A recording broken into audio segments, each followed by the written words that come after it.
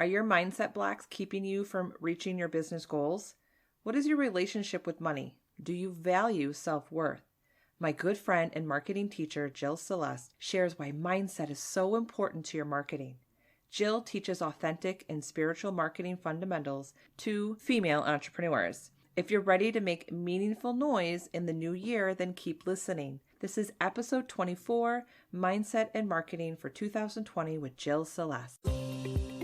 Hey there, Mom Boss. Welcome to the Social Media for Mompreneurs podcast. I'm Allison Scholes, brand strategist and lifestyle stock photographer. And yes, I'm that boss lady in sweatpants. If you're ready to fine-tune your personal brand, grow your business on social media, learn some really cool marketing hacks, all while balancing family life, then girl, you're in the right spot. And please don't be shy. You can connect with me over at bossladyinsweatpants.com. If you're ready for today's show, go ahead and hand out the kids' tablets, open those juice boxes, grab your coffee, and hide in your closet. It's time to dive in. Hi, Jill. Welcome to the show. I am so glad to be here, Allison. Thank you for having me. All right. So I would love for you to introduce yourself and tell us a little bit about your business.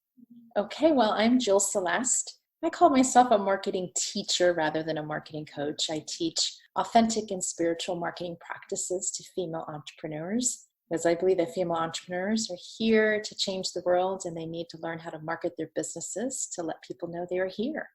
That's amazing. And I love all your inspirational stuff you put out there on Instagram. I always look forward to your post every day, Jill. Oh, thank you. My intention is to always be aspirational and inspirational. I love that about you. Why I do that, because I think we need a little mindset boost every day. Right? And speaking of mindset boost, we are almost to the new year. I can't believe 2020 is just around the corner. I know it. So I know a lot of female entrepreneurs right now are just trying to get everything in line and just reach for those goals for 2020. But I think a lot of us, including myself, leave out an important aspect when it comes to our business and marketing. We forget about mindset. Right. So why is mindset so important to our marketing? So here's the thing I always tell my clients is I can teach you all the most wonderful marketing tactics in the world, but if you have mindset blocks about visibility, about getting out there, about your self-worth, those marketing tactics will never get implemented or won't be implemented to their fullest degree. Your mindset has to be, not that it's ever going to be perfect, but you have to be working on your mindset in order for your marketing to be more effective. They're just connected. I totally agree. And I think this past year, really the past few months, I have taken the time to clarify, I guess, or discover my mindset, because I had a lot of mindset blocks and I didn't even know I had them. That's very common. Very common. So how can you improve your mindset? Well, the first thing is what you just mentioned, is to acknowledge that we all have mindset blocks. If you study psychology, you learn that a lot of the things that happen to us when we were kids, even if we were raised in the most wonderful, supportive homes, our parents were human and, they did things, or our teachers or other members of our community, and those stories implanted in our subconscious as early as the age of 4. And we don't even know that they're there now as we're adults. Most of it, like I'm in my 40s, and things that happened to me when I was 4, heck, I can't remember what I did last week, much less what happened when I was 4. So it's our job to, first of all, acknowledge that every human being needs mindset improvement work. It's just how we are. And then to make that a part of your daily, weekly, monthly plan. And the best thing to do is to find what works best for improving your mindset. Everyone's got a different way. Some people journal, some people meditate, some people go to church, some people view videos, they'll listen to guided imagery. The idea is to find what works for you. It's kind of like finding the right pair of shoes. You got to try on some pairs before you find the right fit. Now, you mentioned mindset blocks. Can you give some examples? Because we might have some listeners who just think, well, I don't have any mindset blocks. But when you really start to think about it, I think everybody has a lot of mindset blocks. You don't even know it. So can you share maybe some examples of mindset blocks that female entrepreneurs might encounter? Yeah, the big one is usually around money. earning money, talking about money, etc. If, for example, a mindset block that's common with people, not just even just women, is your perception of rich people. If you have a perception that rich people are greedy, are mean, are selfish, then you are blocking wealth from coming into your life because you're basically telling yourself that you're going to be greedy, mean, and selfish, right? So mindset blocks around money are really common. Also, how your family dealt with money as a child. God bless my parents. They worked very, very hard, blue collar workers, but paying bills was a stressful time. And they often were very angry when it was time to write the checks for the bills. And so those mindset blocks I picked up on as a kid. And for many years, I too would get angry about paying bills, even if I had plenty of money to pay them. I just felt like that was the block I needed to embrace, unknowingly, of course. So money mindset is a huge thing. And female entrepreneurs especially grapple with this because we're not supposed to talk about money, and women are supposed to be polite and civil and good. And that means we don't talk about money. And that is completely untrue. So that is one thing. Another one is about self-worth. So especially mompreneurs, we are very devoted to our children. And sometimes the lines blur between what is good for our kids and what is good for us. And often we will sacrifice our own needs and desires and wants because we feel like we need to do that to be a good mom. That's a self-worth issue. So those are some of the mindset blocks you might find as a mompreneur is feeling guilty about working when your kids are in the next room watching TV, or investing in your business because your kid needs a new backpack. Those things all come in. Those are all self-worth issues. That is probably one of the biggest mind blocks that I have dealt with, and I still deal with it, once in a while. I think we can't feel guilty about those mind blocks. Exactly. We have to, we're human. Right. And especially women, we're not often very kind to ourselves. We say mean things about our appearance, our hair, our glasses, our teeth, and then how we raise ourselves. There's a lot of shame around mothering. There's a lot of comparison and what are the Joneses doing down the road, and that trickles into how you run your business as well.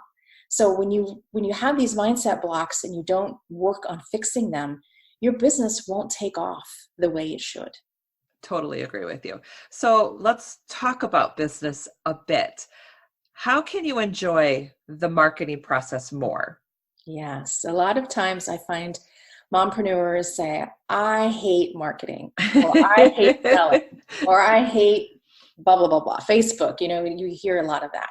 Well, just like, for example, if for exercise, if you hate to run, then chances are you're not going to keep up with a running regimen, right? Right. The same thing happens with marketing. What I teach is something called marketing joy. And basically, I want you to implement the marketing tactics that you love to implement, the things that feel good to you.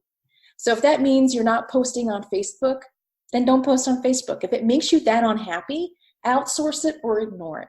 So I want you, when you think about, especially now, and I know we're kind of jumping ahead, but when you think about what's going up in 2020, and we'll talk a little bit more about this in a minute, but for now, just remember, what can I implement that makes me happy, that makes me feel good? Because when you feel good, it's going to emanate in your marketing, and that's going to make it more effective. That's all marketing joy is. So for me, I love to write, I love to be teaching, and I love to connect through social media. So that's all I do. And my business is quite successful. I'm not running Facebook ads. I'm not doing in-person networking. I'm not doing all the things that the marketing mentors tell you to do. I say, do what makes you feel good. And that is something that I have learned recently about myself, because let's not forget, we love social media, but I find it to be a very big distractor. It is. And you follow entrepreneurs that inspire you, but you also get distracted by their noise.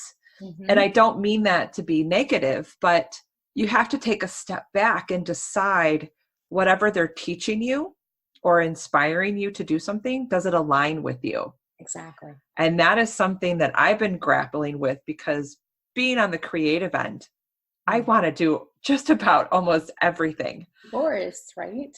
But then I have to take a step back and go, well, does that really align with me? Does that bring me that much joy to share with others? So exactly. Yeah, and someone said, well, wouldn't you rather be great at 1 to 2 things rather than just be mediocre or good at a lot of things. And that really resonated with me. I was Yes. like, wow, that's powerful.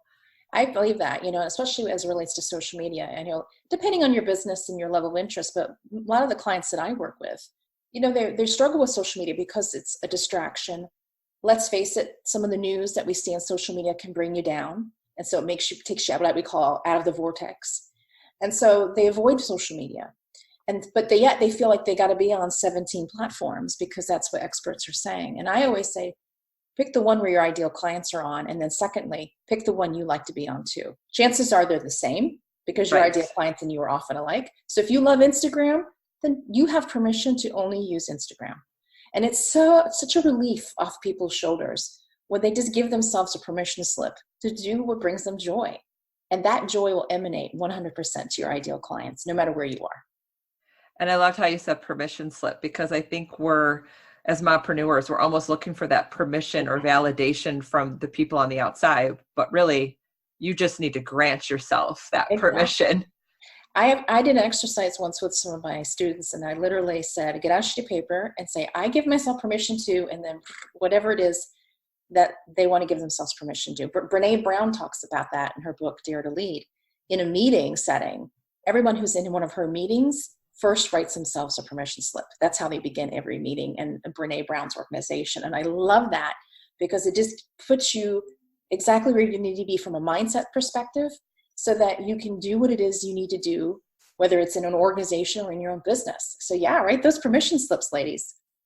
Right. Did you all hear that? Go ahead, take a piece of paper out, give yourself permission to, take something off your plate or do something differently. You don't have to follow the status quo of what everyone else is doing. Yes. And just remember too, mentors, a lot of them are heart-centered and, they're just trying to give people advice and they're trying to appeal to different people. So some people really love Facebook and so they'll talk about that. But just because they're talking about it doesn't mean it's meant only for you. Be discerning with the advice from our mentors.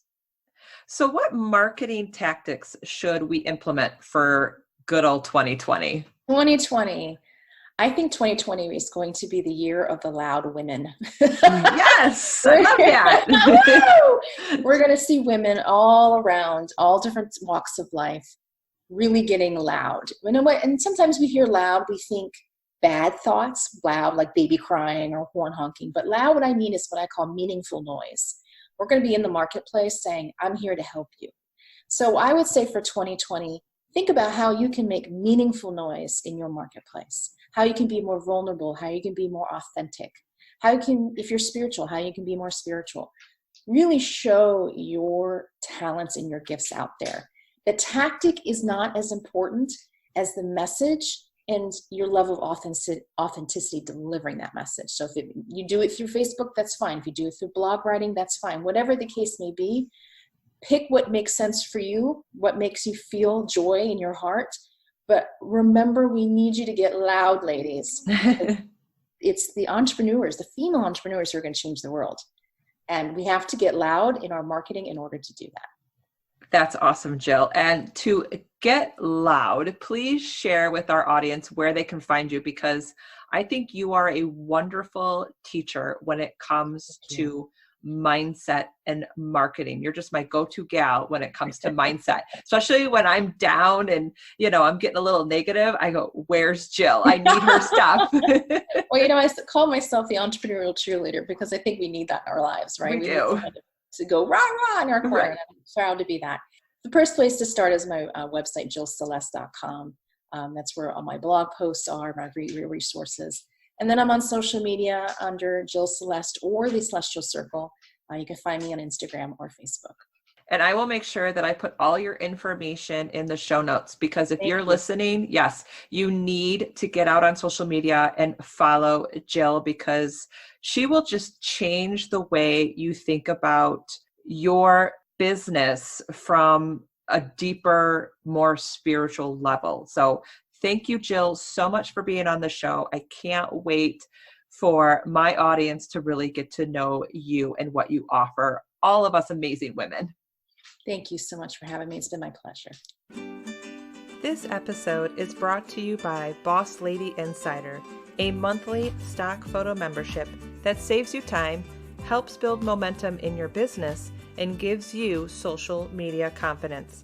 You can access the membership today at bossladyinsweatpants.com.